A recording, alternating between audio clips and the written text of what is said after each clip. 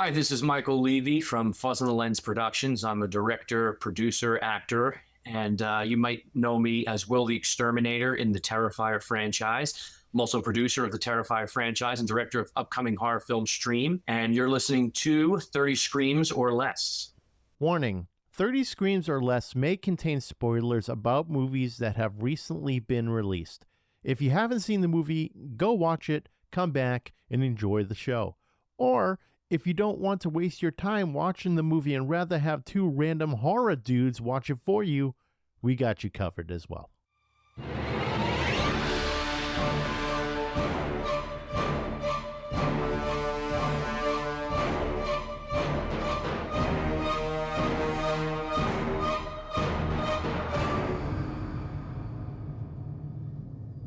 Welcome everyone to 30 Screams or Less, a horror movie podcast where we review horror movies in 30 minutes or less. Corey, we've been wanting to do this one for a little while now, and I'm fucking pumped. I'm sure you are. But today's movie we're going to be reviewing is In a Violent Nature. It's written and directed by Chris Nash, starring Ry Barrett as Johnny, Andrea Pavlovic as Kris, and Cameron Love as Colt. The plot of this movie is when a locket is removed from a collapsed fire tower in the woods that entombs the rotting corpse of Johnny, a vengeful spirit spurred on by a horrific 60-year-old crime, his body is resurrected and becomes hellbent on retrieving it. You can watch this for rent on Amazon Prime Video, Vudu. It's only for rent at the moment, but I'm sure it's going to come to Shudder soon enough.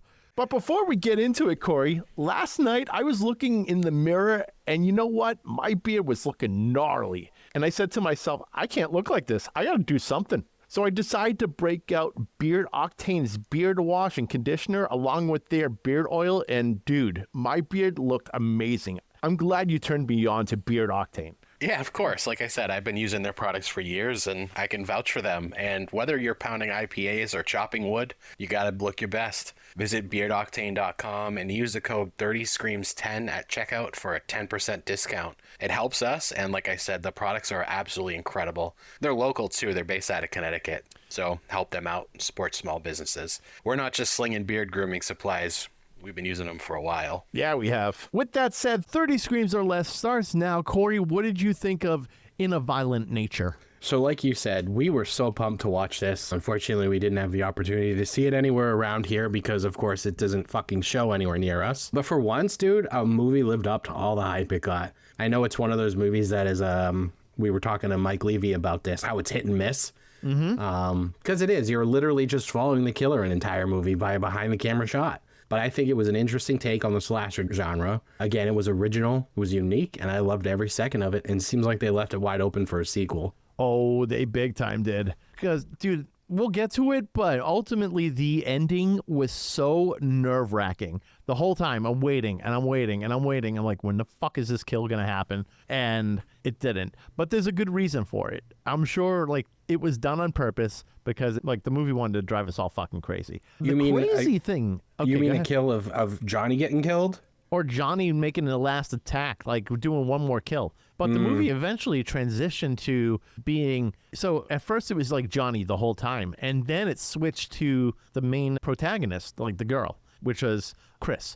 So they started doing like, you know, following Kris around. So it's almost like once Johnny got his shit, he was done. He went back home, called it a day, and then Kris went on thinking that she's still getting pursued by Johnny. And this is where I'm thinking, like, okay, typical horror movie, slasher movies, there's going to be that one final jump scare, whatever, and it doesn't come, which left it way open for a sequel. And I hope we get a sequel. And you know what I was just going to mention? You were just mentioning about how it's like hit or miss, right? So I'm looking on Rotten Tomato, the reviews. The critic reviews, 81%. Audience, 44%. Who the hell is watching this movie? Yeah, see, it's definitely getting shit on. I think it's because there's never been a movie like this before. Like, you watch a slasher movie, you're watching a killer go around at different scenes, you know what I mean?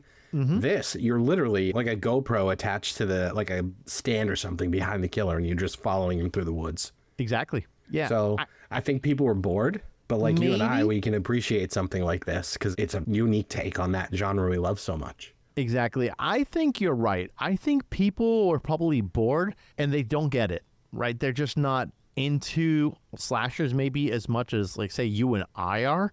So maybe they're just looking at it and like, oh, this is boring. We're just watching a guy walk through the woods and killing people. It's like, but you've never seen that. That's never been a thing at all. Right. That's new. That's unique. That's something you just never see. And I applaud the director for taking this approach. So as we talked with Michael before about this, I think the director took a risk, and sometimes it pays off, sometimes it doesn't when it comes to these risks. And I felt like it paid off. But I guess people that maybe aren't as savvy when it comes to like all the slasher movies, because let's be honest, a lot of these slasher movies have pretty much the same premise, and they all have like a same formula. It's like the same shit over and over, different flavoring, but the idea of following the killer around the whole time, completely unique. Never seen it done before. I don't think there's any other movie that's done that, and I think the whole idea of maybe not doing it this whole entire time was because we want to relate with the protagonist, like all the people that the killer is going after. We want to relate to them, and then we want to be jump scared and shit. Right. And like when you talk about slasher movies, Friday the 13th, Halloween, even Terrifier, you're really only seeing the kills. You're not following the killer. You're not seeing where they're going and the things that they're seeing and stuff like that. You're only seeing the gruesome shit. Yeah. Imagine if this was a Friday the 13th movie. You and I would be fucking losing our shit right now, because like that's what Jason does the whole time. He went out for a sandwich. No.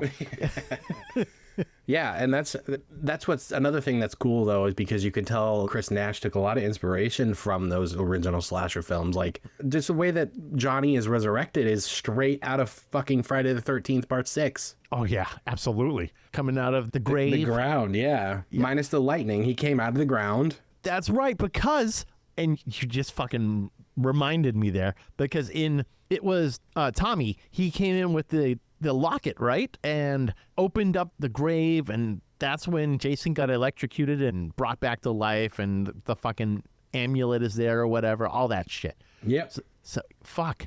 It didn't even dawn on me just until now. It didn't even dawn on me about the locket, like the connection between the two. We talk about Friday the 13th 6 all the time because it's our favorite in the franchise, and you didn't put that together. I did not put that together. I think I was just so like tuned in to the movie, and I was just enjoying it and wasn't really thinking about anything else other than the fact that I'm watching the killer just go around and fucking doing his thing and seeing it from that point of view. So some of these kills, man, are so unbelievably absurd. And for instance, the guy who got it's a machete, right? It was a machete? It was some fucking weapon. I can't remember what it was, but he's leaning up against a tree. It was a saw. He picked up like a loggers use them. Okay. He picked one of those up off of like the wall of a shed or something, and he pinned this dude to a fucking tree with it. Pinned him to the tree, and he's got the saw like in the mouth, and he's just pulling back, and then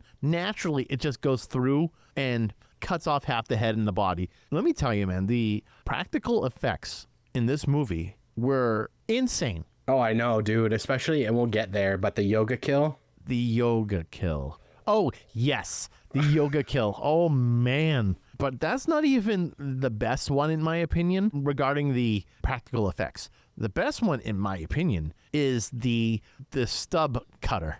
Oh, yeah, the log cutter. Yes, the log cutter. Dude, that scene was insane. It was so drawn out. Yeah. And the fact that you could hear that log cutter, like the engine, because they run on, gasoline or diesel, you can hear it running the whole time. I shit you not, I went to bed that night and I could fucking hear that noise. Because it was so long. So I don't know if you noticed this, though. During that scene, the guy is like laying there, and the body, like the person, this is where it blows my mind. It's because I was like, this is so fucking realistic looking. And I'm like, did these actors fucking give up for their craft and like, fuck it, I can get killed, screw it, let's make this movie? Because whatever they did, I don't know if it's some sort of animatronics or whatever, but they laid a body down and you see the eyes blinking and the fucking... Oh yeah, because he's paralyzed. Like, what did he do? Did he break his spine? I think he like broke his spine or something, but he got paralyzed by Johnny, and he's using this like fucking log cutter, and it's going so slow, and it's going right for the neck, and you see he's just laying there. You can't feel anything, obviously, and he's blinking, He can't say anything either. So it just cuts the head off, and it's like one seamless scene, man. Yeah, well, he loses his arm first. Yeah. Johnny decides to test it out on his arm. He does. And no sound, obviously, because he can't feel it. So it doesn't even fucking matter to him. You know what part of this movie was probably my favorite? What's that? The lake scene. Oh, that was cool, huh? Because you see him, he's coming in on one side of the lake. Again, I'm thinking this is Crystal Lake at this point. Yeah. He's standing on the shore of the other side of the lake, and he's watching these two girls, like, go swimming. Mm-hmm. And all of a sudden, he just decides to walk in the water. And it is so long and drawn out that you cannot see the killer. He's literally walking along the bottom of the lake at this point. And we know he's going to get this girl eventually because she's swimming around. Yeah. And it was just, I don't know, it just built so much tension. It was crazy. Yeah, there was a crazy amount of tension with that. And, good for him for being able to walk along the bottom of this fucking lake because, we didn't see him swim. So he's clearly just walking his ass down. He can hold his breath that whole time, just fucking under the water. You know what? Speaking of holding breath,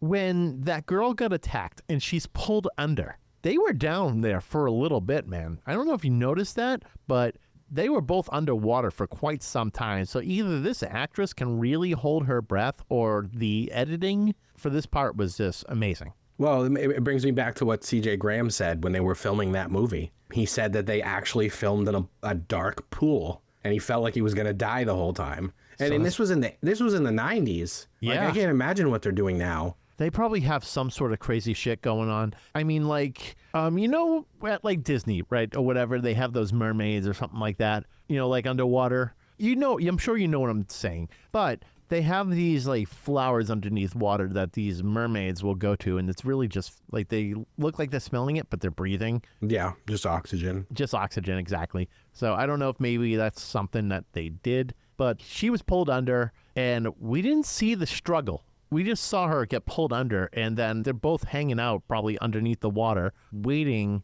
for like the next scene. So we see her float up at some point, and then Johnny walks out. I was just blown away by the amount of time that they spent underwater to make that scene happen. Yeah, dude. And like, there's so much that I want to say about this movie. Like, I'm sure we could talk about this for hours, similar like we did with the Scream one, because there's just so much. But like, another thing I wanted to talk about was when he gets his mask. Friday the 13th, part 3. Yeah. So he finds his mask pretty much the same way that Jason did. Mm-hmm. And then, so he finds his mask, and that's when this lake scene happens. Exactly. But the way that the camera for this lake scene, I forgot to mention, the camera is just going around the lake, and you're kind of seeing everything in a distance, and it's quiet, and you just see this girl having a good time in the water. Mm-hmm. Then he kills her. Then he walks back to the other side of the fucking lake to get an axe that he put in a tree. Just getting his daily walk in. But then when he kills the next person, he's hitting this person with the axe for what seemed like 10 minutes. And all you can hear is the noise of just this fucking head just gushing and popping. And he's just hitting him off screen. Oh, that's when like the boyfriend or whatever, the guy that was into Kris, he's like, I'm going to be a distraction. And then Johnny hits him in the head with an axe, and then he goes down. And it's like, it's the most repetitive fucking thing ever. In Family Guy, when Peter hurts his knee, he's like, that?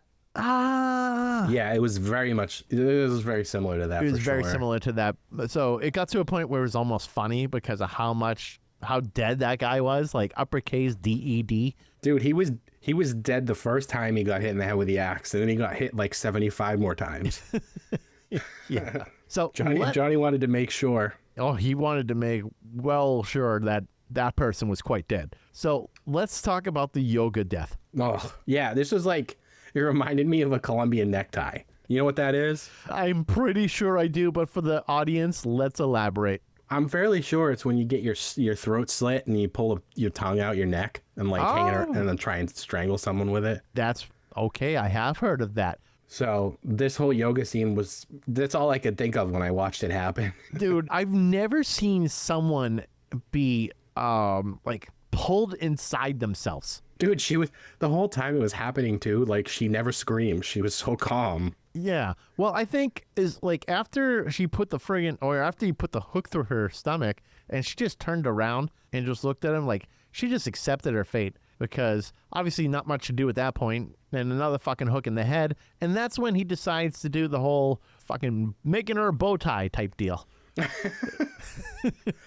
Oh, so brutal. So this is the one because I remember watching like footage of like pre-screenings on TikTok and stuff of people seeing this movie. Mm-hmm. People were getting sick about one particular kill. And I'm assuming it was this one. Maybe, yeah. Is it just me or do you feel really fucking desensitized at this point? Because I felt nothing when that happened. Like I didn't feel nauseous. All that shit was happening. Dude, I think I'm desensitized now. We're fucked up. Yeah, we're fucked. We're in trouble, man. Like I love the gorier the better. Like I think Headless was worse than this. Headless is worse than everything. Headless is so bad. I never want to see it again, ever. Yeah, we should do another episode where we just watch it for a second time. Ever. If anything, I'll drop a friggin' director's cut version. And then... Oh, I forgot that exists. Yes, I like to do those occasionally when we need a fucking week off. So yeah, the podcasters' cuts do well. People like those. They do. I think they just want to hear the absolute insanity in between. They're just like, well, I do like enjoy my 30 to 40 minute podcast, but an hour and a half, what the hell are they saying for an hour and a half?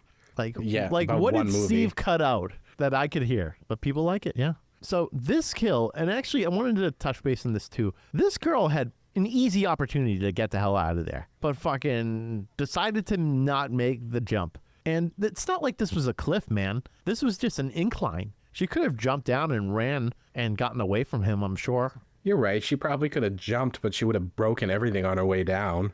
Yeah. It wasn't high, but it wasn't going to not do damage. Right.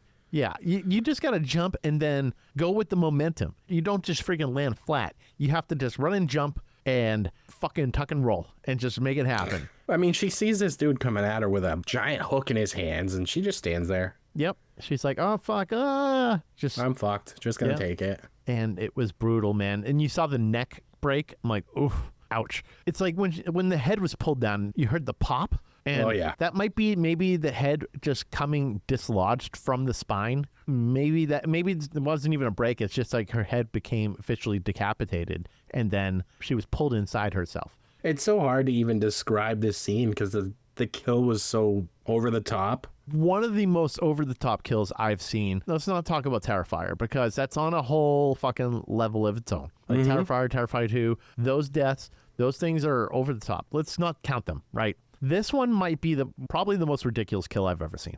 Think about, like, have you ever seen someone get pulled inside their own body via a hook? No, you're right. You're right. You haven't. It's insane. So this director and writer, he's like, I wonder how ridiculous I can make this kill. And he fucking pulled it off and made it pretty damn ridiculous. But I want to circle back to this one because, dude, this fucking killed me. So that kill where he had the guy had the saw in the mouth, right? And his head got cut off. Yeah. He took the body with him, the head and the body. So I noted that because I love the fact that he drags the body with one hand and he keeps the head in the other hand. Yeah, it was awesome. And I'm thinking to myself, is he going to carry this thing around the whole time? That would be fucking hysterical. Yeah. So that was another thing I really liked about this character was I hated in like the later Jason movies where they made him run. Or didn't Michael Myers run in one of the Rob Zombie movies? It's been a hot minute since I've seen it. I think he was always kind of lurking, menacing. I don't think he really ever needed to run. Maybe hustle, but never run. So that was one thing I really loved about Johnny's character because he does not run at all. He has people running away from him and he's still walking the same pace that he was to get them. Tortoise in the hair, man. It's fucking so menacing. It really is. And it's funny because he does walk slow, but he eventually makes it there, right? So there was the one scene. This was actually leading to the first kill where he just walked into that guy's house and he saw a necklace. And it wasn't the necklace that he was looking for. And then we see him. Well, actually, we don't even see him kill that guy. We know he's basically chasing him. He's walking. The other guy's running. He gets caught in fucking bear trap. And that's all we really see from that other than afterwards we see the aftermath. But in between him walking and finally getting to the house, there was a drastic change in camera or the lighting or something. It was really taking him a while to get there. I don't know if you noticed that quick change at all. Did you notice that? It almost felt like it jumped ahead because it's all right, Johnny's taking a little while to get to this house. Let's fast forward. Yeah, for sure. And I mean, that's probably just to keep the movie under a certain runtime, you know? Sure. Otherwise, think about how long it would take for him to maybe walk all that way. You know what? Give me a fucking director's cut that's 4 hours long, like Justice League. Yeah, a 4-hour director's cut, him just walking the whole time. Yeah, give these people something to really hate. Oh, absolutely. And I would you know watch what? that. The whole thing, wasn't it shot in like 4:3, not like the Justice League one. I'm talking this movie, because it had the square view, right? It wasn't like widescreen. Yeah. Yeah, exactly. So Also, side note, I was just reading like some trivia about this. Chris Nash apparently at some point this year said that he reshot 70% of the movie oh my God. because wow. it's based on his mood apparently. It's based on his mood? Yep. What do you mean? So in a 2024 interview with Points of Reviews, Chris Nash spoke about the reason for doing a substantial reshoot. I would say that we reshot 70% of the film. That number fluctuates depending on my mood, but it's around 70%. Wow. We did 4 weeks of shooting in a completely different location with a different lead actor who succumbed to a medical problem a week and a half into production. So we had to replace our main monster actor. Okay. Wow. Okay. Wow. Yeah, damn. 70%, man. That's like almost shooting a movie all over again. Yeah. That's a right, man. Just like Justice League. So there's got to be a director's cut out there. Oh, man, absolutely. The original cut, and it's on the fucking cutting room floor. And you have to just pick that shit up and put it together. That's what we need. We'll get that cut too. Why not? Yeah, need They it. get a dual disc. It's steelbook. I'll take a steelbook of that on dual disc. I'm sure Shudder will make that a steelbook in no time. Speaking of steelbooks, did you see Winnie the Pooh Blood and Honey 2 just came out on with a steelbook? Did it? Oh, I could fuck with that. I do Yeah, I was enjoy gonna me send my it to you. steelbooks, man. Say again? I know you do. I was going to send it to you and then I forgot. Oh, shit. Yeah, send it to me anyways. I want to see it. No, you can find it yourself. Well, fuck, man. All right, fine. Whatever. No, I'll find it and send it to you. All right, cool. Yeah, I love getting steelbooks, especially when there's like alternate artwork on it. So I know a lot of the Shudder ones, they tend to be like just the artwork, like the normal artwork, and it's just kind of on a metal casing, which is cool. But then there's some that are like these whole different art pieces on steelbook that are not the regular movie poster, which is cool. Yeah, it's definitely different artwork. I know I saw it somewhere. Oh, is it? Okay, cool. Because I like to see that. And I think it's just a really cool collector's piece. Do I need it? No. Do I want it? Sure. I'd love to have them. No, it you makes need for it. a good talking piece. You know, people walk in, they're like, what the fuck is this? All those are all my steel books. They're all in 4K or whatever bullshit. And it just, people go, oh, wow, okay, this is cool. So I got a bunch of them. So now, I think we can jump ahead a little bit. We don't want to talk too much about this because people need to see this. This is, I'm just going to say, it's a masterclass in fucking horror. This is unique. This is about as unique as Late Night with the Devil. Yeah, that's a good comparison. Yeah, it's a bold statement, but they're both unique in their own way. They both had something different, and we don't see a lot of something different in movies these days. It's all the same shit, man, over and over. Sequels, remakes, fucking all this stuff. It's all the same. So it was like a breath of fresh air to see 2 movies this year that were just completely different and changed the game. And those 2 changed the game. For horror, absolutely. So let's talk a little bit about the ending, because I was touching base on the tension. So we're at the scene where Colt is trying to distract Johnny, and Johnny just fucking swings around and hits him with the hatchet or axe or whatever, hits him in the head, and his head's split open in half. And then he decides to just start going fucking crazy, smashing his face in. He was just hamburger at that point. Just raw meat. There was like nothing left to his whole upper body. It was violent.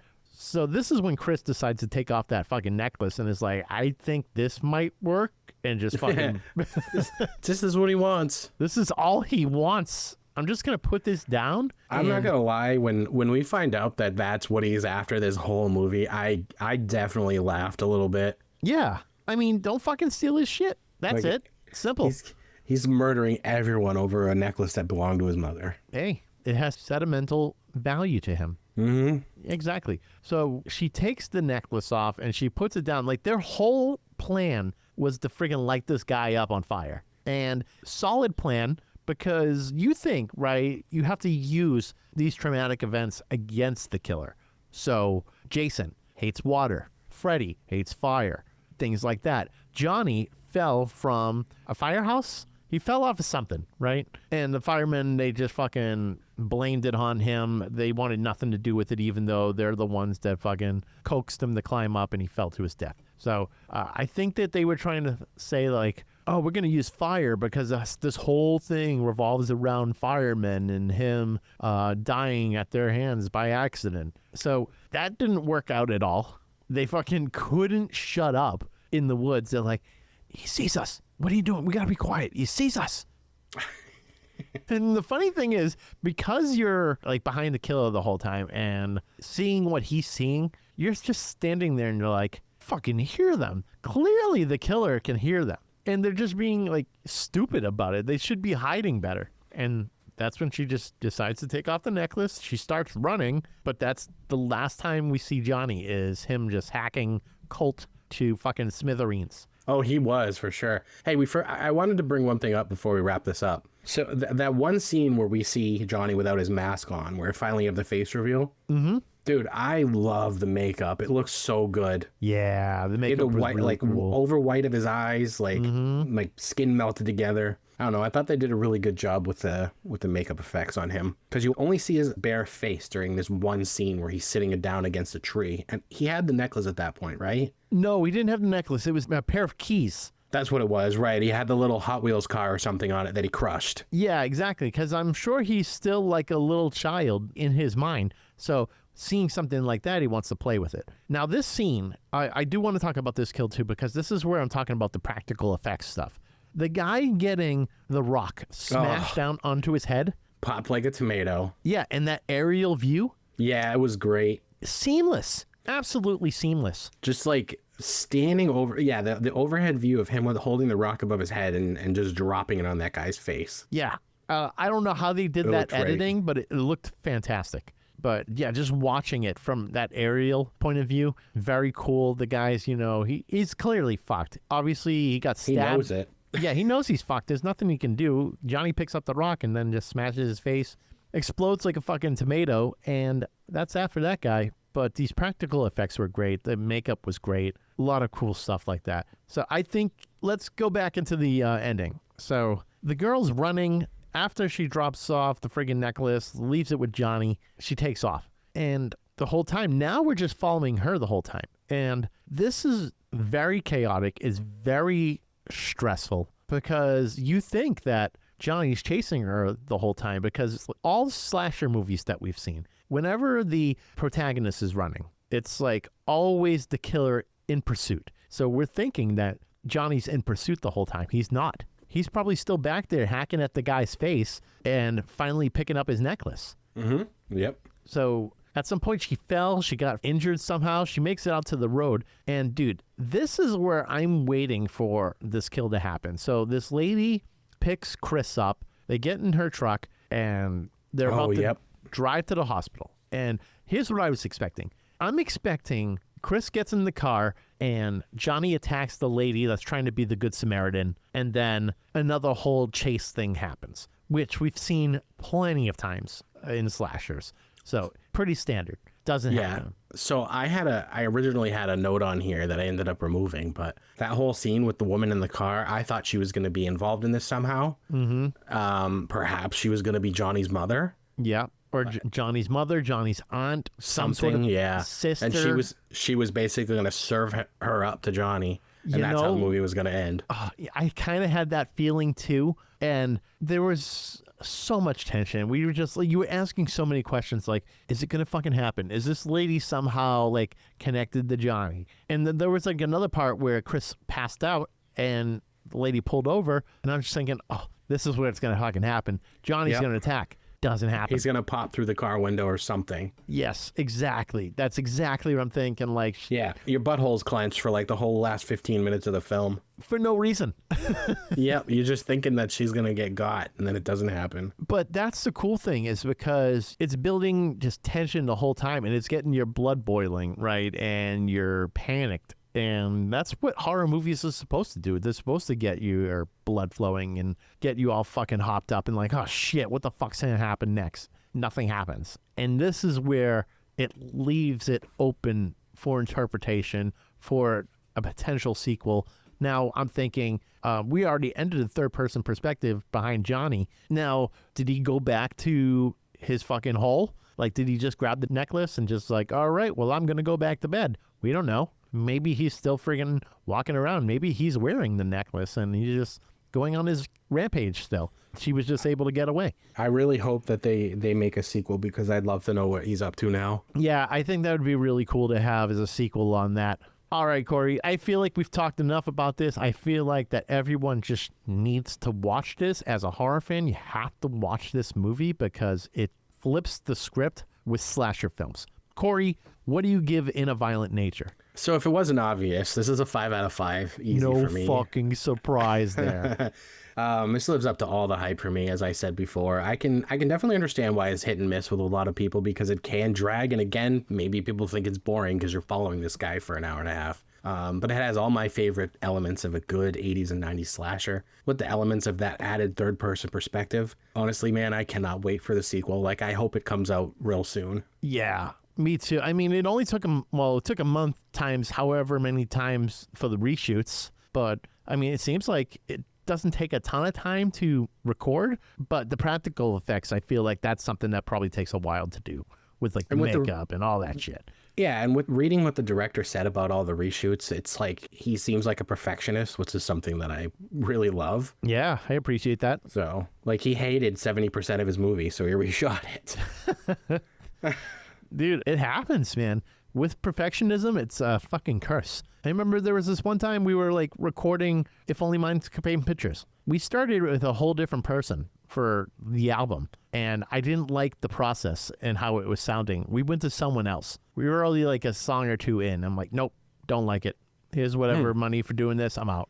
And you went to a completely different engineer? Yeah, went to a completely different engineer at first, and then I didn't like what he was doing. What he was doing didn't make any sense based on our kind of music, so I was like, let's get the fuck out of here. This is dumb. All right. Yeah, so... Didn't know that. Yeah, well, we don't tell a lot of people that. I mean, it's not like I'm shit-talking like the guy, but he wanted to do something ridiculous, like have us record the cymbals and the toms separately for drums. So think of, like, Sam sitting there and not hitting any of the drums, only cymbals the whole time. So aren't you supposed to do it all at once? Yes. Isn't that like the standard way to do it? Yes, that's the way you're supposed to. But this guy wanted to do it separately to avoid bleed happening from the cymbals to the drums. I understand the concept, but for our kind of music, it does not work like that. It is that is not the technique for this kind of music. So I get it. I get the perfectionism thing. It's a slow and steady nightmare process. Sounds like it. It is. So I'm going to go into my review now. Yeah, go ahead. Absolute easy 5 out of 5 for me on this as well. I don't think I was worried to not like this one because I love slasher movies, and hearing how it was shot sounded unique. What a movie this was. It may seem slow, but it's done with a purpose. There was constant tension building because we're constantly wondering what the killer is doing next. The kills looked amazing. I was honestly blown away by how seamless these kills looked to the actual actors. Like what I was saying, thinking like, did these people just fucking die for their craft? Because it looked that good. The sound production was also amazing, which we didn't even talk about. The movie was great, completely unique, new take on the slasher genre. It's going to be a cult classic for sure. Obviously wide open for a sequel. I'm really looking forward to hopefully a sequel happening to this to expand upon this whole story of Johnny. So great movie. Let's talk about the sound for a second. There was no music. Did you notice that? There was no music because, like you said, they relied on the sounds. You're relying on listening to the leaves crackling as this dude's walking through the woods, or that whole lake scene listening to the water. Yeah. Yeah, there's no, and we've talked about this many times before, how music can do a lot for a movie if it's used in the right ways. This movie didn't have any music at all, and it did all this other stuff perfectly. Mm-hmm. It had a No Country for Old Men feel to it, with the zero music, and then the ending almost being like poetic, with the ladies just talking about this like long story, and then it ends. It's almost kind of the same. So not having music can speak volumes in a movie. Silence can be deafening. And in this case, hearing just the little things, the cracking of branches, bushes moving, or anything like that, actual nature, made this an experience to watch. Great movie. Can't wait to own this on Steelbook. Want it on Blu-ray. Have it for my fucking collection. Fuck yeah, physical media. Still all about it. Corey, you like your streaming. That's fine. I like collecting that shit. I'm in the digital world now, bro. Not me. I'm fucking old. Well, okay. That explains it. Yep. Hey, I have tons of CDs and everything still. Oh, what? What's a CD? Don't get me started on the amount of summon CDs I have. I have Sessions right next to me, actually, on Aw, CD. how nice. I've Right got a next few to me. hundred of them. Still? Yes. Collector's items. Collector's fucking lot. That's what it is. You can use them for a bonfire. I could. You'd be a son of a bitch to sell those things eventually. We'll Oh, see. yeah, I bet. Yeah. All right, everyone. Be sure to like, follow, and subscribe on Facebook, X, Instagram, TikTok, Threads, and YouTube. Leave us a 5-star review on all podcast platforms so we can get some more exposure. Of course, tell your friends. Both our intro and outro music are courtesy of Andrew Scott Bell. Be sure to check out Andrew on all major streaming platforms. And if you see Winnie the Pooh, Blood and Honey on vinyl in the wild, be sure to pick it up. We're also part of the Shining Wizards Network. Be sure to visit shiningwizardsnetwork.com. They're an awesome podcast network ranging from wrestling to heavy metal, horror, all that good stuff. So check that out. Visit 30screamsorless.com for all previous episodes and transcripts to go with those episodes. Also, check out beardoctane.com for their whole line of grooming supplies. And be sure to use the code 30screams10 at checkout for 10% off your order. And if there's anything you want us to review, send an email to 30screamsorless@gmail.com or hit us up on social media. Use hashtag 30screamsorless. And also, we have some awesome merch for sale on our website, so definitely check that out. If you go to our website, at the very top, there's a shop link. Click that link, and you'll see all sorts of shirts, hats, mugs, things like that. If you buy it, it helps going towards our hosting costs. I'm Steve. I'm Corey. And thanks for listening to 30 Screams or Less. And don't forget to drink your beans.